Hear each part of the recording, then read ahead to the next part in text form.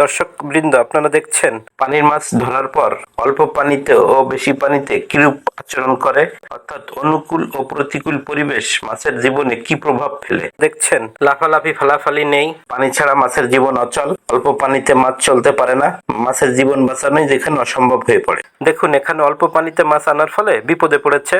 কাত হয়ে শুয়ে শুধু অক্সিজেন গ্রহণ করছে, চলাফেরার ক্ষমতা নেই। অর্থাৎ মাছের জীবন বাঁচানোর জন্য মাছ খারাপভাবে ডুবন্ত হয়ে চলাফেরা করতে পারে এমন পরিমাণ পানি দরকার, কিন্তু এখানে তা না থাকায় মাছের জীবন বাঁচানোই অসম্ভব হয়ে পড়ছে। চলুন এবার মাছকে বেশি পানিতে নিয়ে গিয়ে দেখি কি অবস্থা হয়। দেখছেন দর্শক বৃন্দ, মাছের মেরুদণ্ড সোজা করে দাঁড়াবার মতো ও ডুবন্ত হয়ে চলার মতো পানি পাওয়া মাত্রই সেই কাত হয়ে মৃত প্রায় শোয়া মাছ এখন এখানে দাঁড়িয়ে পানির তলে থেকে শ্বাস প্রশ্বাস নিচ্ছে, চলাচল করছে, অর্থাৎ জীবন ফিরে পেয়েছে।